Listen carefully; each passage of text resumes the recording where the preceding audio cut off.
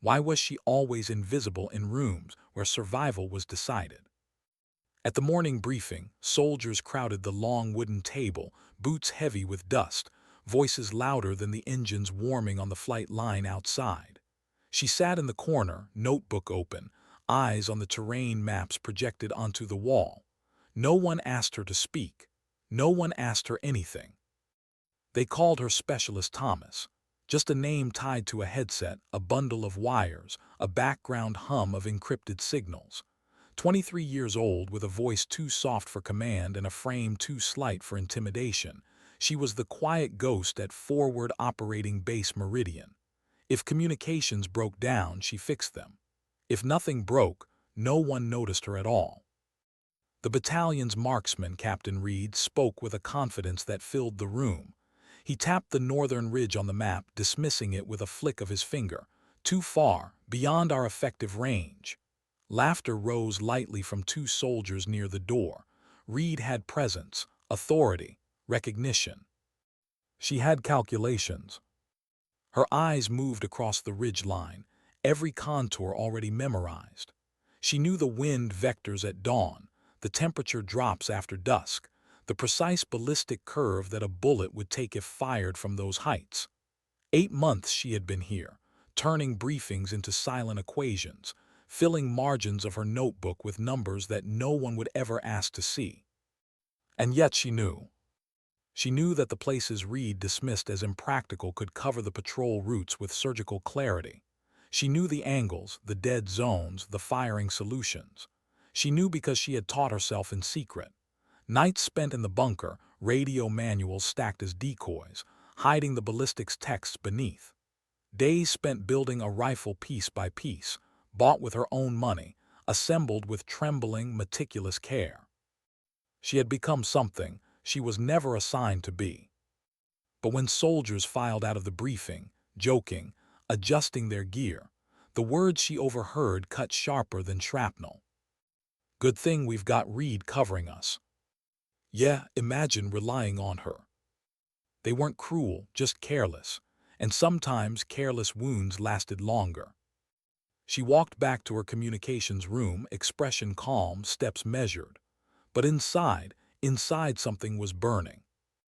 Because she knew the truth they couldn't yet imagine. One day, the impossible shot everyone dismissed might become the only thing standing between survival and loss. And when that day came, would she have the courage to break silence? Or would she obey, remain the quiet ghost, and let others bleed for boundaries written in someone else's rulebook? Why did she keep studying a skill no one would ever let her use? The bunker was quiet that night, the hum of machines the only witness to her second life. Officially, she was running diagnostics. Unofficially, she was building a library of precision, firing solutions, whether logs, calculations so detailed they looked more like astronomy charts than anything meant for war. Her rifle lay disassembled on the table, each piece polished until it caught the dim light like glass. She bought the barrel through a trade that cost her months of favors, the optics she had assembled from parts shipped under the guise of maintenance equipment. Every bolt, every spring, every adjustment was hers, not government-issued, not authorized, but perfect. She would assemble it in silence, breathe with it, rest her cheek against the cool metal, and imagine the shot. 2,000 meters. 2,500. Further still. She recorded every attempt on her makeshift range behind the bunker, bullets buried in dirt no one ever checked. Each shot logged, every variable written down. Temperature, humidity, barometric pressure, wind shear at 400 meters, then again at 1,200. She became fluent in a language that most of her unit didn't even know existed. But it wasn't pride that kept her there. It was hunger, and something deeper, something harder to admit. She remembered her father's voice back in Wales, patient but firm as he steadied her hands on the old hunting rifle. Precision isn't about pulling the trigger, Faye. It's about control. Of yourself, of doubt, of time itself. She hadn't been able to control much else in her life. Not the way she was dismissed at intake when she mentioned she could shoot better than most recruits. Not the way she was shunted into communications, praised only when machines worked, blamed when they didn't. But here in the silence of her secret, she controlled everything. Still, doubt crept in like fog. What am I doing? She asked herself more nights than she admitted. She wasn't a sniper, not officially, not even close. If the day came when her skills mattered, would she break under the weight of it? Would she freeze? Sometimes she told herself she was preparing for nothing, that she was crazy, wasting energy chasing ghosts. But the thought never lasted long, because deep in her chest was a certainty she couldn't explain. The impossible day would come, and when it did, no one else would be ready. The next morning in the briefing room, that certainty was tested again. Major's voice was firm as he outlined the patrol assignments. His words were clipped, efficient, like every second mattered. Then came the mention of a hostile sniper operating along the supply route. A professional, they believed. Range, 1,200 meters. Reed volunteered before anyone else could. He was confident, eager, nodded, approving. She saw the flaw instantly. Reed's angle left 400 meters of road exposed. Too much dead space. Too much risk. Her pulse quickened. She wanted to speak. She almost spoke. But she didn't. Afterward, she tried to approach Reed quietly. "Sir, I think that position leaves parts of the convoy vulnerable. If you shift to the eastern ridge, you could." He cut her off with a smile that didn't reach his eyes. "Faye, I get it. You like theory, but combat isn't math, it's practical. Let the shooters handle shooting." Her throat closed. She nodded, stepped back, and swallowed the rest. By evening, word had spread. Soldiers laughed in the mess hall. She tried telling Reed how to do his job. Another smirked. Next thing, she'll be carrying the herself. The sting wasn't cruelty. It was dismissal, and dismissal cut deeper than cruelty ever could. That night she sat in her quarters staring at the rifle parts laid out in neat rows. Months of work, a capability no one wanted, and the document she'd been forced to sign that morning's role clarification, binding her to her box. Her pen hovered over her weather log. She hesitated. What was the point anymore? Then she wrote anyway. Because she couldn't shake the feeling that regulations broke before reality did. That the world didn't care about signed documents. The world cared only about who was ready. And she would be ready. Why did her silence weigh heavier than bullets? The briefing ended, chairs scraped back, and boots thudded toward the door. Faye Thomas stayed seated, staring at the map still glowing on the wall. The northern pulsed in her vision like a secret she wasn't allowed to share. The others trusted the plan. They always trusted the plan. But Faye had run the numbers. The plan left holes, holes wide enough to bury soldiers in. When she finally rose, she kept her face neutral, her hands steady. Outside the mess hall, two corporals passed by, voices low but clear enough. "Good thing we've got Reed on this." "Yeah, imagine if we had to rely on her." They didn't say it cruelly. That made it worse. She returned to the bunker, closed the door, and pressed her palms to the cool metal table. For months she had lived like this, competence without recognition, effort without trust. When she fixed a broken frequency, no one thanked her. When she predicted failures before they happened, her warnings were brushed aside. It was only when things broke that they noticed her. And maybe that was why she studied shooting. Not for glory, not even for acknowledgement, but for the quiet control it gave her. When she held that rifle, the world was reduced to variables she could manage: distance, wind, elevation, time. Numbers did not dismiss her. Numbers did not smirk. Numbers obeyed. 3 weeks earlier, she had caught a flaw in the comms relay plan for a valley patrol. One dead zone, uncorrected, could have left a squad blind in hostile terrain. She raised it, nodded absently, promised to assign someone else to check. The mission was canceled because of weather before the flaw was tested. No one ever revisited her warning. She had been right, she had not been heard. That sting was still in her when Captain Reed found her the next afternoon, leaning in the doorway with that same half-smile. "You're a good comms tech, Thomas. Don't get distracted. Leave the tactical stuff to us." His words weren't cruel, they were worse, they were final. Later summoned her. His office was the kind of sterile neatness that smelled of rules. He placed a folder between them. Role clarification training. His voice was even, his eyes patient, as though explaining something to a child. "Your role," he told her, "is communications. That's where you excel. That's what the unit needs. These extracurricular pursuits, they create confusion, and confusion risks lives." Then the paper slid across the desk. Section 4.7 of the Personnel Management Protocol. Section 6.2 of the Chain of Authority. Lines of ink that caged her months of work, her preparation, her vision of what she could be. She signed. She didn't want to, but refusing meant insubordination, maybe expulsion, maybe worse. Signing didn't mean surrendering in her heart, but it meant wearing the mask of compliance while her real self stayed hidden. That night in the privacy of her quarters, she set her tools before her. The rifle, the logs, the range notes, the pages of equations that looked more like engineering blueprints than anything a comms girl should own. The thought came uninvited. What if they're right? What if I'm preparing for a moment that will never come?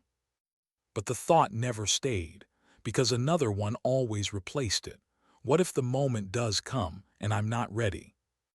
She packed her notebooks more discreetly after that, hid the rifle beneath innocuous covers. She kept her logs, though, pages of wind drift, bullet drop, humidity adjustments, effects across long distances. She couldn't stop. She wouldn't stop.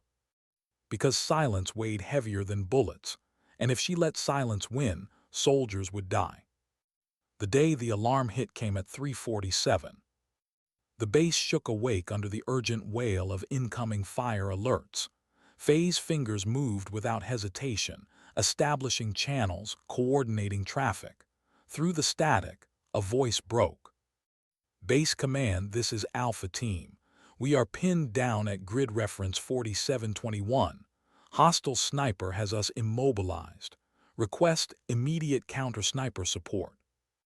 Her blood iced. The details spilled through her headset. 8 soldiers trapped, 1 wounded, the sniper's nest on the northern ridge. Range, 2,847 meters. The numbers punched her like a physical blow. She knew that ridge. She had studied it, walked it, breathed its wind currents, written its calculations dozens of times in the hidden pages of her notebook. 2,847 meters, impossible for anyone here. Impossible for Reed.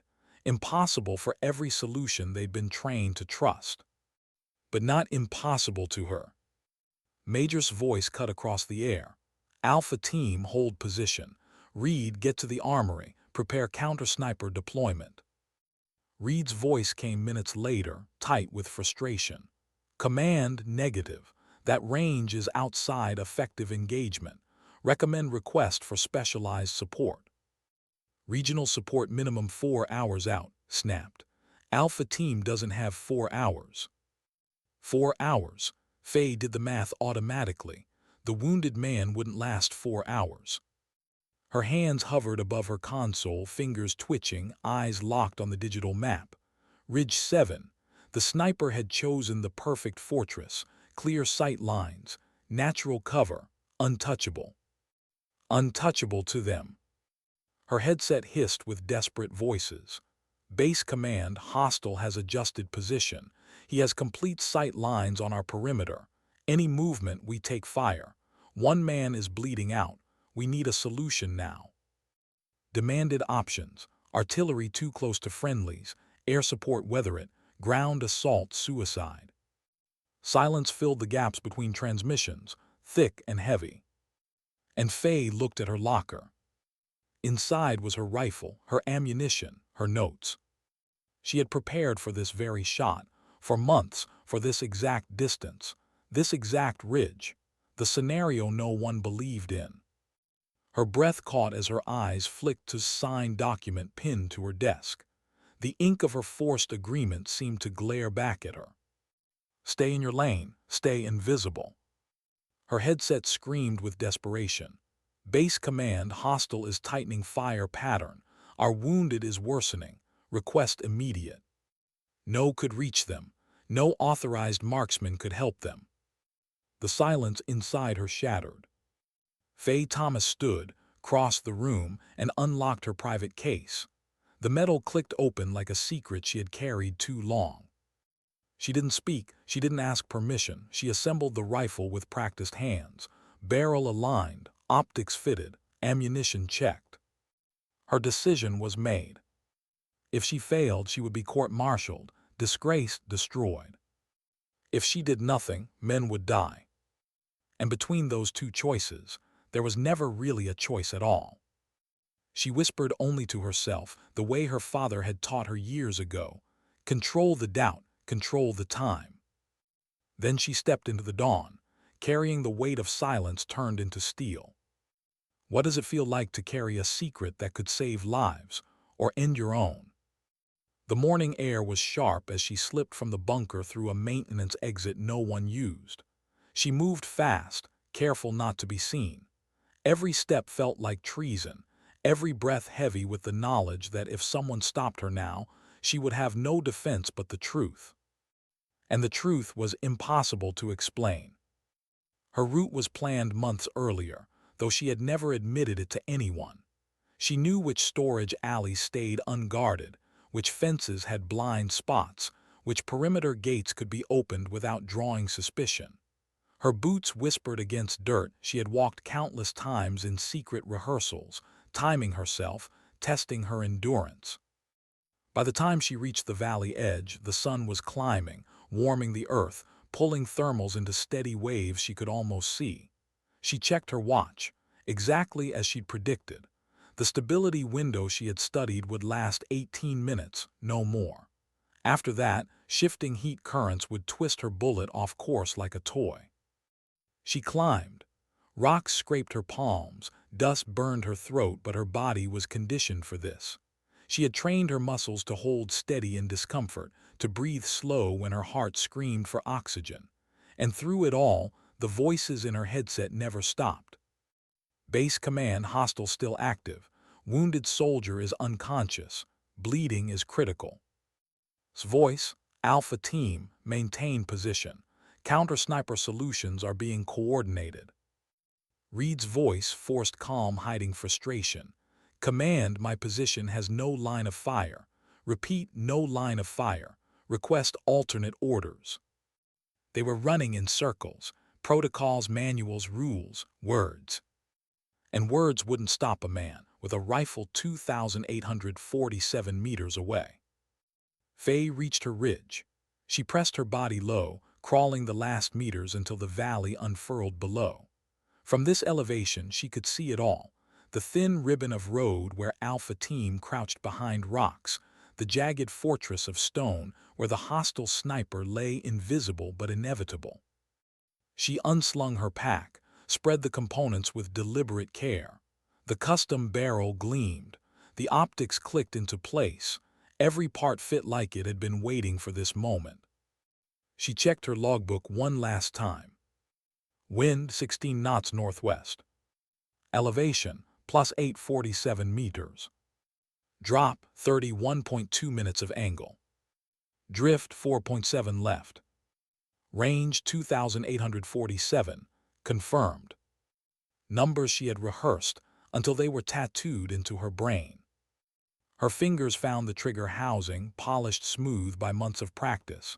She assembled the bolt with the care of a surgeon, slid it into place, tested the pull, clean, precise. Then came the pause. Her breath slowed, the world narrowed to the scope. Through it she found Ridge 7 and him. The hostile sniper moved with professional calm, shifting between cover, scanning Alpha Team's perimeter with the patience of someone who believed himself untouchable. His equipment glinted faintly, military grade, advanced, deadly. He had the arrogance of safety. He did not know that someone was watching him from a distance no doctrine accounted for. Her father's voice whispered again in memory, "Precision is control, control of yourself first, always yourself." She steadied her breathing, counting the rhythm of her pulse, waited for the pause between heartbeats. But her mind wouldn't stay silent. What if you miss? What if you give yourself away? What if this ruins everything? She clenched her jaw. Doubt was the true enemy, and she had trained for this. Nights of meditation, hours of holding position until muscles screamed, rehearsals in silence where she imagined every step of the shot until imagination and reality blurred. She forced the thoughts down, focused. Her crosshairs settled. Her headset crackled with desperation. "Alpha Team, wounded soldier slipping. We need movement now." "Negative," barked. "Hold position until counter-sniper measures can be enacted." Reed's voice, "Command, we have no measures. The range is impossible." The words burned in her chest. Impossible. She almost laughed, a bitter sound caught in her throat. She had spent 8 months proving impossible wrong, alone, unacknowledged, unseen. Now was the moment. She inhaled long and slow, let it out until lungs were empty, waited for her heart to pause. Her finger touched the trigger. And in that fraction of time before the shot, the world seemed to hold its breath with her.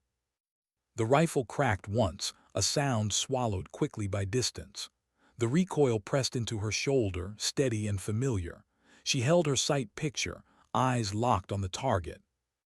The bullet's flight would take 3.2 seconds. She counted. 1. The hostile shifted his weight, still confident. 2. A hawk cut across the valley, a shadow flickering over rock. 3. Impact. Through her scope she saw him fall. No flinch, no confusion, just sudden collapse, final and irreversible. His position went still. Silence followed, heavy, impossible silence. Then through her headset. "Base command, hostile position silent. No fire when we test movement." Another voice, disbelief trembling. "What the hell just happened?" "Read command, confirm. There are no active counter-sniper assets in sector. How is the ridge silent?" "Alpha Team, confirm status." Richardson's voice, ragged but alive. "Confirm hostile sniper down. No fire, we're moving to med." Relief, raw, disbelieving relief surged through the frequency. But no one knew. No one knew it was her finger that had pulled the trigger, her decision that had broken protocol, her defiance that had saved lives. She stayed still, scope locked, watching for movement. None came. Ridge 7 was silent, the silence of endings. She began disassembling her rifle.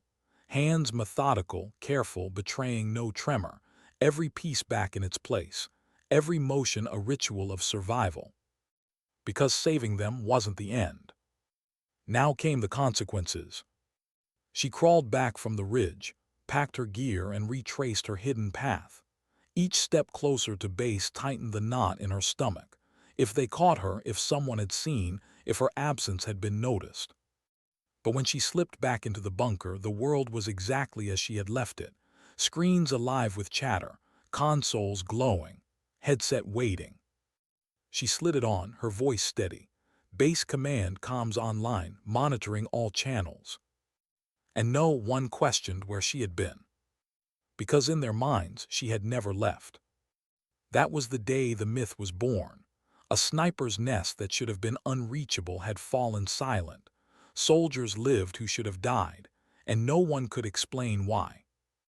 The investigation would come later, the questions, the theories. But for now, 8 men were alive because a ghost had broken her silence. And Faye Thomas sat alone in her bunker, listening to the chaos fade into relief, her heart pounding with the truth she could never tell. What happens when the truth is too dangerous to admit? The ridge was quiet now, too quiet. Alpha Team was moving, their voices rising in ragged relief over the radio net. One soldier groaned with pain, but he was alive, alive because of one bullet that no one had authorized. Faye sat at her console again, headset back in place, fingers flying over dials to simulate the image of someone who had never left. To anyone walking in, she looked unchanged, reliable, invisible. But inside, her blood still hummed with the echo of the shot. She tried to steady her breathing, tried to return to the rhythm of a communication specialist at work. But every word that passed through her headset now sounded different. She wasn't just relaying information anymore. She was holding a secret heavier than any weapon. The debrief began before the dust had even settled, demanded reports. Reed, still rattled, explained that his counter-sniper position had been ineffective. He had no shot, no line of fire. Alpha Team had been doomed, until suddenly they were. Satellite imagery was pulled, radio logs examined, theories spun. Some suggested a malfunction in the hostiles' weapon. Others speculated about unseen Allied forces operating nearby. The most generous theory was that the sniper had withdrawn voluntarily, though no one could explain why a trained professional would abandon a perfect nest. But Faye knew. She knew because she could still feel the trigger against her finger. And that knowledge became a weight she had to carry in silence. When called Reed into the command tent, Faye heard fragments through the comms. The hostile went silent at precisely 4:43 hours. No record of friendly fire missions in sector. Whoever took that shot had precision beyond our specs. Reed's tone was honest but uncertain. Sir, it wasn't me, I couldn't reach. That's the truth. I don't know what took him down. And silence stretched long enough to feel like suspicion. Faye leaned back in her chair, staring at the glowing screens, her chest tight. Would he suspect her? Could he? She had hidden her movement well. She had returned before anyone noticed, but wasn't a fool. He had seen her notes before, pages of meticulous calculations she had pretended were for comms optimization. He had questioned her before about scope creep, as he called it. What if now, when faced with the unexplainable, his mind turned back to her? That evening, soldiers whispered over mess trays. Shot came from nowhere. Some kind of special ops ghost team. Whoever it was saved Alpha. Faye sat alone, spoon untouched, staring at her tray. The laughter, the speculation, the awe, it was a circle she was never part of. And now, even when the story was hers, she couldn't claim it. She returned to her quarters with a knot in her chest. The rifle was back in its case, hidden deep beneath regulation manuals and neatly folded uniforms. The logbook lay open on her desk, the entry for today freshly inked. 2,847 meters, wind 16 knots NW, drop 31.2 MOA, confirmed impact, target neutralized. The numbers didn't lie. The truth was right there on the page, but no one else could ever read it. She closed the book, locked it away, and sat in the dim silence of her room until her heart slowed. The next morning summoned her. His office was always orderly, maps aligned, files stacked. But today his eyes carried something different, an intensity that pressed into her chest like a weight. "Specialist Thomas," he began, voice measured. "Yesterday, something happened that none of us can explain. A hostile sniper was neutralized from an impossible range. I need every detail of your communications logs during that window." Her palms grew damp. She kept her expression calm. "Yes, sir, I have full traffic records, all channels maintained." "And you noticed nothing unusual? No unidentified signals? No transmissions that could indicate Allied support?" She shook her head slowly. "No, sir. The only active transmissions were Alpha Team and our command net." Studied her long and hard. "You're certain?" "Yes, sir." A silence lingered between them. Faye kept her eyes steady, her breathing even, finally nodded. "Very well, dismissed." But as she turned to leave, his voice followed, lower now, almost curious. "Thomas, you're good at your job. One of the best I've seen. But sometimes I wonder if there's more you're not telling me." Her heart skipped, but she forced a neutral reply, "No, sir, just doing my part." She left before he could press further. Back in the bunker, she sat at her console, staring at the monitors but seeing only her reflection in the dark glass. She had saved lives, that was the truth. But the truth was buried beneath lies of omission, silence, and obedience. And silence, once again, became her armor. Days passed. The investigation deepened. Weapons specialists confirmed the hostile had been armed with military-grade precision gear, trained beyond insurgent norms. Whoever had killed him had matched a professional at his own game. That detail spread through the base like wildfire. Respect, awe, even fear rippled through the ranks. But Faye remained invisible. She overheard soldiers in the corridor. "Shot had to be over 2,800 meters. No way. Somebody out there is a ghost. Whoever they are, I hope they're on our side." She bit her lip, the words tasting like ash. Because she was the ghost, and no one could ever know. At night, when the base was quiet, she stared at her rifle. She traced the edges of the scope, the fine ridges of the trigger. It had proven itself. She had proven herself. But recognition was a dangerous dream. If she confessed, if she claimed what she had done, would court-martial her without hesitation. She had violated orders, broken regulations, risked her unit by acting alone. And yet, if she stayed silent, the lesson of that day might never be learned. That silence ate at her more than the rules ever could. She closed her eyes, saw Richardson's voice crackle in her memory. "Base command, our man is dying. We need action now." Saw again the bullet's flight, the hostile collapsing, Alpha team moving. 8 men alive because she had refused silence. And yet silence was all she could offer them now. The mystery grew. His final report listed the sniper as neutralized by unknown friendly assets with exceptional precision capabilities. That was the official record. That was the story that command would tell. The real story lived only in Faye's chest. 3 weeks later, the orders came. Summoned her again. His demeanor was different now, measured still, but touched with something new. Respect, perhaps, or suspicion dressed as respect. "Specialist Thomas," he said, sliding a folder across his desk. "Regional Command is establishing a new program, Precision Engagement. They want soldiers with technical aptitude, initiative, and unusual dedication. You've been selected for transfer." Her throat tightened. The irony struck like a slap. Months ago, her obsession had been condemned as scope creep. Now it was the very thing being sought. His eyes lingered on her, searching, probing. "I don't know who neutralized that sniper, but I do know we need capabilities like that. Command agrees. Your reassignment is effective immediately." She took the folder, her hand steady though her chest thundered. "Yes, sir." And for the first time in her military life, gave her something like a smile. As she left his office, the weight in her chest shifted. She had not been recognized for what she had done, but she had been seen. And sometimes that was enough. How does someone who was invisible learn to live in the open? The transfer orders lay heavy in her hands. A simple folder, typed words, an official seal, nothing extraordinary to look at. Yet to Faye it felt like the ground itself had shifted. She had lived months in shadows, her true self hidden behind cables and consoles. Now the shadows had been pulled away. She had been chosen, not punished, not dismissed, chosen.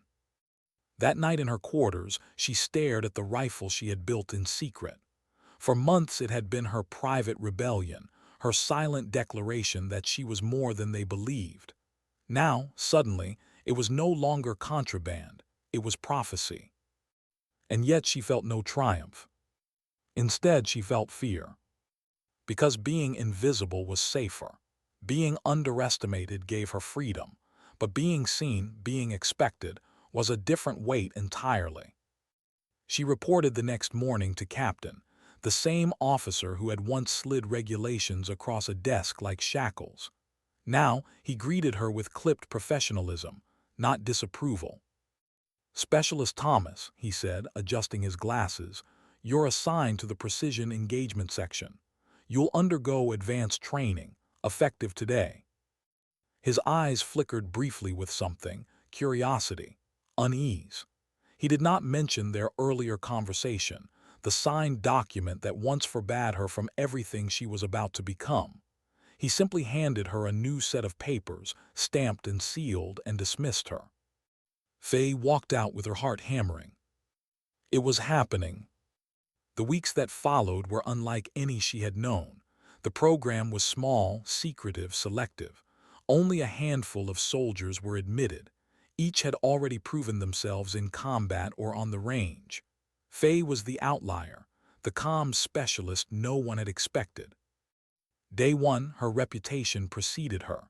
Soldiers glanced at her with thinly veiled skepticism. Whispers followed her into the training yard. They pulled her out of radios for this. Maybe she's just a placeholder. Faye said nothing. Instead, she let her rifle speak. On the first range trial, targets were set at 800 meters, standard marksman distances. Reed was there too, reassigned as her spotter. His nod was polite, his eyes still carrying the memory of confusion from that day when the hostile nest had gone silent without explanation. She lay prone, sighted in, and fired. One round, then another, then another. Each shot clean, precise, cutting the center from targets with surgical indifference.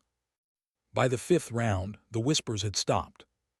By the 10th, the instructor called a halt, his eyebrows raised. "Well," he muttered, "looks like the radios have been teaching her better than we thought." Reed chuckled softly, not mocking this time, respectful, maybe even impressed. Still, Faye felt no pride. Not yet, because this was still well within her comfort zone. 800 meters was where they believed the ceiling was. She had built her world on breaking ceilings. The next trial pushed to 1,200 meters. The others struggled: wind drift, drop compensation, scope adjustments that pushed rifles to their limits. Faye, calm as stone, adjusted with the ease of someone who had been living in these numbers for years. Each shot struck true. Whispers turned into stares. Then came the advanced drills: moving targets, wind shears, timed shots under stress. Faye's body knew the rhythm before her mind did: breathe, hold, release. She didn't just hit targets, she erased doubt. And slowly respect grew. It wasn't immediate. Some resented her, others avoided her, but Reed shifted first. Where once he dismissed her as theory, now he watched her calculations with careful interest. One afternoon, after a flawless series of shots, he leaned closer. "You were ready for this long before they asked, weren't you?" She hesitated, then gave the only answer she could: "I was preparing." Reed studied her as though searching for more, but he didn't press. Instead, he nodded almost to himself. "Well, I'm glad you were." It was the first time she heard genuine respect in his voice, and it unsettled her as much as it steadied her. Because respect meant recognition, and recognition meant risk. The training continued: longer ranges, more complex scenarios. She was tested, pushed, drilled until even her hidden habits became second nature under observation. She excelled because she had already done the work in secret. But success carried its own shadows. At night she lay awake, replaying the shot that had started it all. The hostile collapsing on Ridge 7. The silence that followed. She wondered if suspected, if Reed suspected, if with his tidy folders had quietly pieced it together. The official reports never mentioned her, but in every glance, every pause, every careful word from her superiors, she felt the weight of an unspoken question. Was she the ghost? And though no one dared ask it outright, she saw the possibility reflected in their eyes. It was a strange prison, freedom built on silence, progress built on a secret she could never admit. Weeks turned into months. Faye changed with them. Her body hardened, her instincts sharpened. She learned to move with a spotter, to calculate in tandem, to coordinate under pressure. She became not just a shooter, but part of a team. And for the first time, she began to feel something unfamiliar. Belonging. It was fragile, tentative, but real. Reed, once her greatest skeptic, became her greatest ally. He asked her about calculations, trusted her judgment, even deferred to her on wind calls. Their dynamic shifted quietly, he, the soldier with presence, now leaning on her precision. And Faye felt the irony every time. Because the shot that had humbled him was the one she could never confess. One evening after drills, Reed sat beside her on the range, cleaning his rifle. The sunset painted the horizon in bruised gold. He spoke without looking at her. "You know, when that sniper went down weeks back, I thought about it a lot. It didn't make sense, still doesn't, but I'll tell you this, whoever did it saved lives, mine included, and I don't care who it was, I'm just glad they were there." Faye's hands froze mid-motion on her cleaning cloth. Her throat tightened. She wanted to tell him, to say it was me. But instead she whispered only, "Yeah, me too." The silence that followed was not heavy this time. It was soft, almost understanding. Training culminated in a final test, 3,000 meters, an impossible range for most. The instructors presented it as theoretical, an exercise in humility more than expectation. Faye settled prone, adjusted scope, calculated breath, fired. The steel plate rang faintly seconds later. She didn't celebrate, didn't smile. She simply adjusted for wind and fired again. The second shot hit too. And in that moment, the whispers were gone forever. She was no longer the ghost in the bunker, no longer invisible, no longer underestimated. She was something else now, something undeniable. And yet, deep inside, she knew the truth. The recognition she had finally earned came only because she had broken every rule to prove herself first. The memory of that morning still lived in her chest. The impossible shot, the dying soldier saved, the silence that followed. And though command never named her, never asked, never accused, she knew. She knew that Reed suspected, had his theories. But silence remained her shield. Because sometimes dignity doesn't speak. It simply acts. What happens when the shadows you lived in are stripped away, and now the world expects you to stand in the open? The orders came at dusk. Faye sat with Reed in the briefing tent, maps spread across the table while outlined the operation. "Intelligence places a high-value courier moving through the valley," he said. "We can't intercept directly, the convoy's too fortified. But the courier travels with one unarmored vehicle. That's our target. Neutralize the courier and the operation collapses." His eyes swept the room. They landed briefly on her. Engagement range is estimated between 2,400 and 2,600 meters. That puts it beyond standard marksman reach, which is why Precision Engagement Section has been tasked. Reed nodded, professional. Faye felt her chest tighten. This was it. The moment they expected her to prove what she had been preparing for in silence all along. Only now there would be no shadows to hide in. No deniability. Every eye would be watching. Every failure would be hers alone. After the briefing, Reed pulled her aside. His voice was calm, but his eyes carried weight. "You've done the math 1,000 times. You're ready. Just don't let them get in your head." She almost smiled at the irony. For months, it had been Reed's voice in her head telling her she didn't belong. Now it was his voice steadying her. That night Faye lay awake in her cot, staring at the ceiling. The sounds of the base carried faintly through the canvas walls, boots, engines, murmurs of soldiers preparing for another day. She tried to quiet her mind, but the doubts returned like old ghosts. What if the first shot misses? What if she freezes when the target appears? What if the invisible ghost is all she was ever meant to be? She closed her eyes and forced her breathing slow, remembered her father's voice again. Control of yourself first, Faye, always yourself. When dawn broke, she carried her rifle with calm, steady hands. The insertion team took them to an overlook above the valley. The climb was punishing, loose rocks shifting under boots, but Faye moved with quiet efficiency. Every step forward carried the weight of expectation, this time not imagined, not self-imposed, but written into official orders. They reached the ridge and set up. Reed unfurled the spotting scope, checked wind flags called ranges. Faye lay prone, rifle steady on its bipod, scope aligned with the valley road below.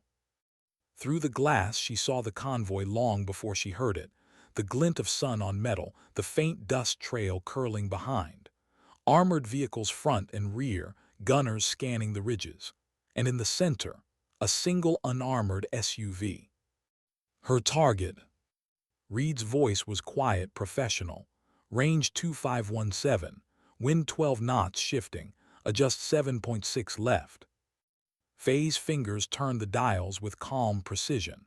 Her breathing slowed, pulse settling into the rhythm she had practiced endlessly. But inside, she was fighting herself. This was not a secret anymore. This was not her against silence. This was her against expectation, against the eyes of Reed, of every soldier who doubted and now waited to see. The convoy entered the kill zone. The SUV rolled steady, unaware. Target confirmed, Reed said. You're green. Her crosshairs locked on the driver's side window. The courier sat in the back seat, partially obscured. She could take the shot now, risk the angle or wait. Her mind raced, seconds stretched. Reed's voice cut through. Thomas, talk to me, you're green. She didn't answer, she couldn't, not yet. Because this wasn't just about hitting the shot. It was about owning it, accepting the weight, choosing with no one else to blame, no shadows to hide in. The SUV hit a bump. The courier leaned into view, exposed for one fragile second. Faye breathed out, empty lungs paused between heartbeats. She fired. The sound cracked across the ridge, absorbed by distance. Her scope held steady, locked on target. 1-2. Impact. The back window burst. The courier slumped. The SUV swerved violently before slamming to a stop. Gunners scrambled, shouting, firing blind into the ridges. But the shot had already decided the outcome. Through her scope, Faye saw chaos bloom. Vehicles revering, soldiers scattering, the convoy collapsing without its key. Reed's voice broke the silence, sharp but filled with something new, something she had never heard from him before. Awe. Direct hit, 2517, Jesus, Thomas, you just rewrote the book. Her heart thudded. Not triumph, not pride, something quieter, a release like a chain breaking loose inside her chest. She exhaled slowly from the scope and let Reed handle the reporting. He rattled off coordinates, confirmations, results. Faye just lay there, the weight of the rifle still pressed into her shoulder. She had done it, not in secret this time, not as a ghost. As herself. Back at base, the debrief was a blur. His voice was clipped but steady, his eyes betraying more than his tone. Precision engagement successful. Courier neutralized. Operation terminated with minimal risk to Allied forces. He paused, his gaze flicking to Faye. Well done, Specialist Thomas. The words were simple, professional, but to Faye they carried more weight than medals. For the first time, she was acknowledged not as an accessory, not as background, not as someone good with radios, but as what she truly was. That night, sitting alone in her quarters, she opened her logbook. Her hands trembled slightly as she wrote the entry. 2,517 meters, wind 12 knots cross, drop 28.6 MOA, confirmed impact, target neutralized. She stared at the page for a long time. The numbers were hers as they had always been, but now, for the first time, they weren't hidden. And yet silence still lingered. Because no one knew about Ridge 7. No one knew that her first shot, the one that had changed everything, had been fired in secret. The world saw this mission as her beginning, but Faye knew better. Her beginning had come in silence, with a choice she could never confess. And maybe that was how it had to stay. She closed the book, rested her hand on the cover. She wasn't invisible anymore, but she wasn't free either. Because freedom meant truth, and truth was still the one shot she couldn't take. What do you do when the truth you carry is heavier than the rifle you hold? Weeks turned into months, and missions stacked one after another. Some were simple Overwatch assignments. Others, precision strikes that never made headlines but shifted entire operations in silence. Faye Thomas became known across the unit as dependable, uncanny, almost otherworldly with her rifle. The name whispered in the barracks changed. Not the comms girl, not the ghost they joked about. She was the one you wanted on the ridge when the valley turned hostile. And yet each mission carried with it a shadow. Because every time she lay prone, scope to her eye, waiting for the moment to exhale and fire, she remembered the first. Ridge 7, the impossible shot no one believed could happen, the moment that had defined her before anyone else knew who she was.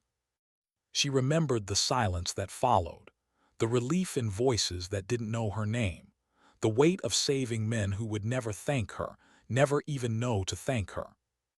That silence stayed with her. In the quiet of her quarters, she wrote in her logbook after each mission. Numbers, conditions, details no one else cared for. The log became her true record, a diary written in equations. And between the lines of math, she sometimes scribbled words she never dared speak aloud. Fear, relief, anger, hope. Each page became heavier, ink pressing into paper like scars. Reed noticed the change in her. He never asked about the logbook, never. But sometimes, during downtime, he'd watch her with a kind of quiet understanding. Their partnership had shifted from skepticism to trust, but unspoken questions still lived between them. One night, after a long mission, Reed broke the silence as they cleaned rifles side by side. You ever think about it? The ones you never know, what they were carrying in their pockets, who was waiting for them back home. His voice was low, almost apologetic. Faye paused, her cloth stilling against metal. I think about it every time. He nodded, didn't push further. And maybe that was what she appreciated most, his ability to leave the unspoken where it belonged. Because if he ever asked her directly about Ridge 7, she didn't know what she would say. The truth haunted her, but it also gave her strength. Because she knew something the others didn't, that sometimes the rules would fail, the plans would collapse, and all that remained was the quiet choice you made when no one was watching. And those choices defined you more than medals, more than recognition, more than words in a report. Months later, her unit rotated out. They returned to the base that had once felt like a cage, but now it felt different. The soldiers who once passed her without a glance now nodded in respect. Some even sought her out for advice, spoke to her less like a superior and more like a peer. Even Ever the bureaucrat greeted her with clipped approval rather than quiet disapproval. She had become visible, seen, trusted. But with visibility came burden.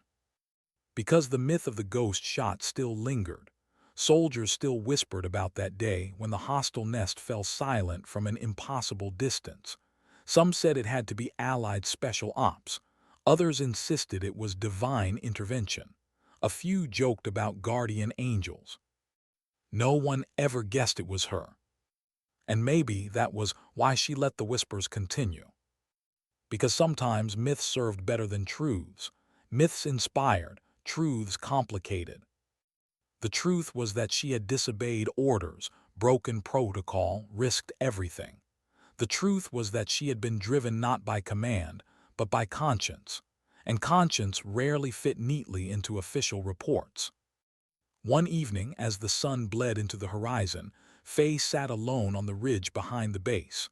Rifle beside her, logbook in her lap. The wind curled around her like a voice. She thought about the men she had saved, the man she had killed, the silence that had carried her this far.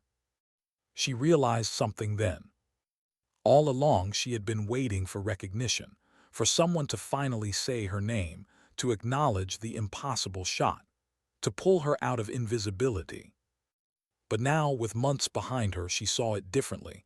Recognition didn't matter. Names didn't matter.